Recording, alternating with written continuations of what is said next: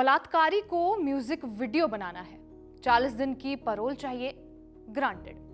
बलात्कारी को अपने परिवार से मिलना है, 21 दिन की फरलो चाहिए, ग्रांटेड। बलात्कारी को चुनाव से पहले 20 दिन की पैरोल चाहिए, मिल पाएगी? अरे बिल्कुल, ग्रांटेड। किसी नौकरी पेशे वाले को भी अपने मैनेजर से छुट्टी अप्रूव करवाने से पहले 10 कारण बताने पड़ते हैं, तब जाकर भी इतनी छुट्टी नहीं मिल पाती जितनी बलात्कारी राम रहीम को जेल में रहकर मिल रही है। मानो जेल नहीं, बाबा का आश्रम ही हो गया। खबर फिर आई है, गुरमीत राम रहीम इस बार 21 दिन की फरलो पर बाहर आया है। जानकारी के मुताबिक राम रहीम इस बार सिरसा स्थित डेरा में ही रहेगा और उसकी मुंह बोली बेटी हनीप्रीत इंसा उसे लेने रोहतक जेल पहुंची। लेकिन इस बार फरलो क्यों मिली? माना जा रहा है कि 29 अप्रैल को डेरा सच्चा सौदा का स्थापना दिवस है, इसलिए डेरे में बड़ा कार्यक्रम होगा। एक पत्रकार की हत्या और अपनी ही शिष्याओं के बलात्कार के दोषी राम रहीम पर हरियाणा सरकार ऐसी मेहरबान है कि वो 13वीं बार जेल से बाहर आया है। ऐसा हो क्यों रहा है, आइए गौर करें। नमस्कार, मेरा नाम है रिया शर्मा और आप देख रहे हैं खबर गांव। कानून सबके लिए बराबर होता है, अमीर गरीब महिला पुरुष, लेकिन बलात्कारी राम रहीम के लिए हिसाब कुछ अलग तरीके का है। 25 अगस्त 2017 दो साध्वियों के बलात्कार के लिए इसे दोषी करार दिया गया, सजा हुई 20 साल की। इसके बाद 17 जनवरी 2019 को पत्रकार रामचंद्र छत्रपति की हत्या के लिए उससे उम्र कैद हुई। 2 साल बाद डेरा मैनेजर रंजीत सिंह की हत्या के मामले में सीबीआई कोर्ट ने फिर राम रहीम को उम्र कैद की सजा सुनाई, लेकिन 3 साल बाद राम रहीम बरी हो गया। बलात्कार और हत्या की सजा अभी भी जारी है। ये सजाएं क्रम में चलेंगी, माने पहले 20 साल की सजा पूरी होगी, फिर उम्र कैद शुरू होगी। इसलिए राम रहीम रोहतक की सुनाइया जेल में बंद है, लेकिन ये सिर्फ कहने को है। 5 साल में उसे 326 दिन या फिर 10 महीने जेल से बाहर रहने की इजाजत मिलती है और इनमें से 10 बार वो चुनावों से पहले जेल से वापस आया है। ये इजाजत 2 तरह से मिली है, पैरोल और फरलो की शक्ल में। कब ये भी आपको बताए देते हैं। 24 अक्टूबर 2020 अस्पताल में भर्ती मां से मिलने के लिए पहली बार 1 दिन की पैरोल मिली। 21 मई 2021 मां से मिलने के लिए 12 घंटे की पैरोल। 7 फरवरी 2022 परिवार से मिलने के लिए 21 दिन की फरलो। इसी दौरान पंजाब में विधानसभा चुनाव थे। जून 2022 20 दिन की पैरोल मिलने पर यूपी के बागपत आश्रम में ये गया। 14 अक्टूबर 2022 को 40 दिन की पैरोल मिली और बाबा ने इस दौरान म्यूजिक वीडियोस बनाए। 21 जनवरी 2023 शाह सतनाम सिंह की जयंती में शामिल होने के लिए इन्हें 40 दिन की पैरोल मिली। 20 जुलाई 2023 30 दिन की पैरोल इन्हें दी जाती है और इस दौरान हरियाणा में पंचायत चुनाव थे। 21 नवंबर 2023 29 दिन की फरलो पर बागपत आश्रम ये पहुंचा और इस दौरान राजस्थान में विधानसभा चुनाव थे। 19 जनवरी 2024 50 दिन फरलो पर जेल से ये बाहर आया। 3 महीने के अंदर लोकसभा चुनाव होने थे। 13 अगस्त 2024 21 दिन की फरलो लेकर ये बागपत आश्रम फिर पहुंचा।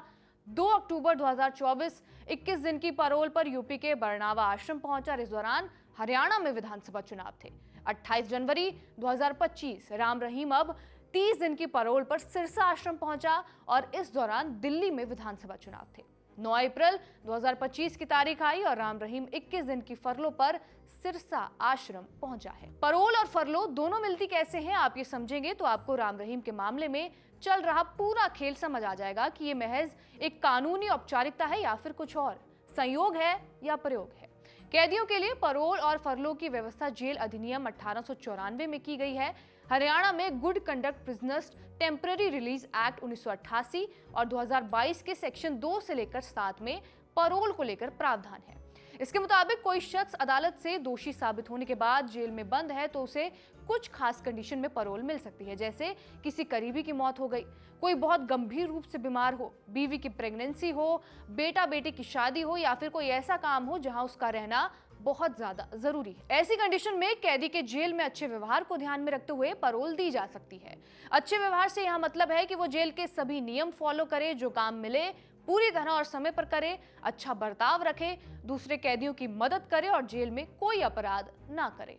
पैरोल में जितने दिन कैदी जेल से बाहर बिताता है उतने उसे वापस लौटकर फिर काटने पड़ते हैं, माने सजा लंबी हो जाती है। अब आते हैं फरलो पर।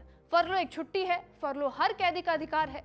लंबी सजा के दौरान उसे मानसिक स्वास्थ्य को देखते हुए या फिर किसी जिम्मेदारी को निभाने के लिए फरलो दी जाती है। फरलो पर कैदी जितने दिन जेल से बाहर रहता है उन्हें सजा का ही हिस्सा माना जाता है। इसका मतलब ये है कि सजा लंबी नहीं होती।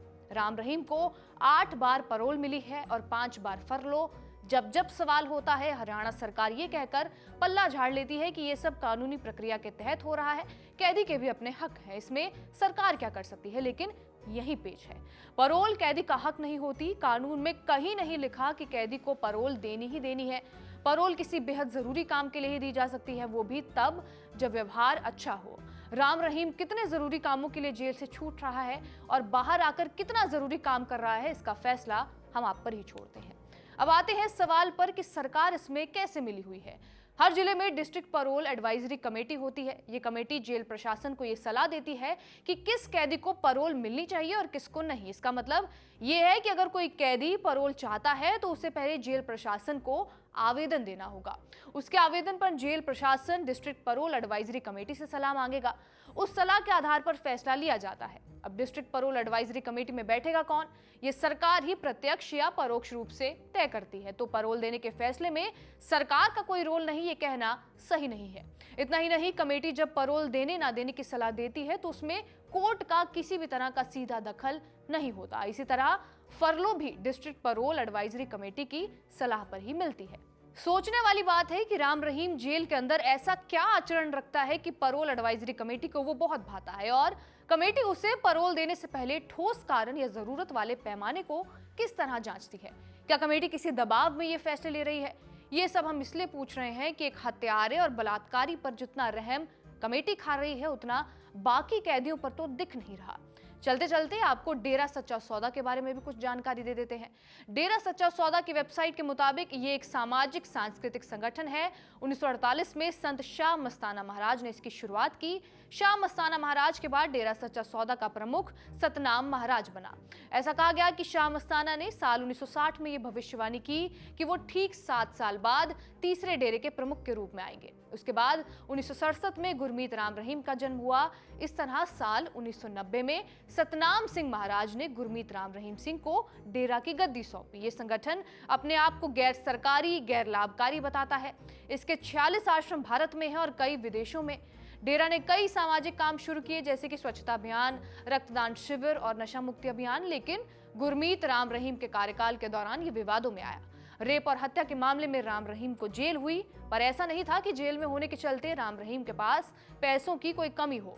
वो अब भी देश के सबसे अमीर स्वघोषित बाबाओं में से एक है क्योंकि राम रहीम को विरासत में काफी प्रॉपर्टी मिली है। इसके अलावा वो कई एकड़ की जमीन का मालिक है। रिपोर्ट्स की माने तो राम रहीम की अनुमानित नेटवर्थ करीब 1455 करोड़ रुपए है।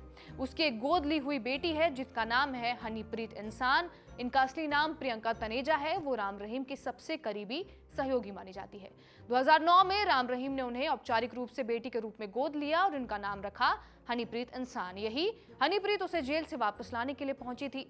भारत में पंजाब, हरियाणा और राजस्थान में डेरा सच्चा सौदा को मानने वाले लोग सबसे ज्यादा हैं। खासकर हरियाणा के 6 जिले फतेहाबाद, कैथल, कुरुक्षेत्र, सिरसा, हिसार और करनाल में इसका मजबूत प्रभाव है। डेरा सच्चा सौदा की कुल 38 शाखाएं हैं जिनमें से 21 तो हरियाणा में ही है। यही कारण है कि इन अनुयायियों का वोट बैंक राम रहीम के हाथ में है। 2024 में हुए हरियाणा के चुनावों को ही देख लिया जाए तो इंडिया टुडे की रिपोर्ट ये कहती है कि राजनीतिक विश्लेषकों का कहना यह है कि हरियाणा में ऊंची जातियों के वोट आमतौर पर कांग्रेस और बीजेपी जैसी राजनीतिक पार्टियों के बीच पड़ जाते हैं। फिर भी पिछड़ी जातियों के डेरा अनुयायी डेरा प्रमुख के दिशा निर्देशों का पालन करते हैं। रिपोर्ट ये भी कहती है कि ना तो बीजेपी और ना ही कांग्रेस डेरा अनुयायियों को नाराज करने का जोखिम उठा सकती है। कांग्रेस और बीजेपी दोनों ही पार्टियों के नेताओं ने चुनावों के दौरान डेरा का दौरा किया। इसके अलावा गुरमीत राम रहीम के बेटे की शादी कांग्रेस नेता और पूर्व विधायक हरविंदर सिंह जस्सी के परिवार में हुई है। किसे वोट देना है, किसे सपोर्ट करना है, इसके लिए डेरा में एक राजनीतिक विंग भी हुआ करती थी और ये विंग तय करती थी कि डेरा प्रेमी किसको वोट करेंगे। ये विंग फिलहाल नहीं है। कुल मिलाकर हरियाणा और पंजाब की पॉलिटिक्स में डेरा सच्चा सौदा काफी एक्टिव रहा है और हाल ही में हुए लोकसभा चुनाव में भी डेरा सच्चा सौदा ने बीजेपी को समर्थन देने का ऐलान किया था। इसके अलावा डेरा सच्चा सौदा ने 15 मेंबर की कमेटी को चुनावी ड्यूटी के लिए भी लगवाया था और इसी कारण पंजाब और हरियाणा के कई डेरों को बड़ा वोट बैंक माना जाता है। फिलहाल राम रहीम पैरोल पर बाहर है, जिसने एक तरफ तो रेप और कत्ल जैसा संगीन जुर्म किया है और दूसरी तरफ हर छोटे काम या फिर चुनाव के लिए उसे जेल से छुट्टी मिलती ही जा रही है। आपको ये वीडियो कैसा लगा हमें कमेंट करके जरूर बताइए। कैमरे के पीछे है इरशाद। ऐसी ही तमाम वीडियोस के लिए बने रहिए हमारे साथ खबरगांव पर।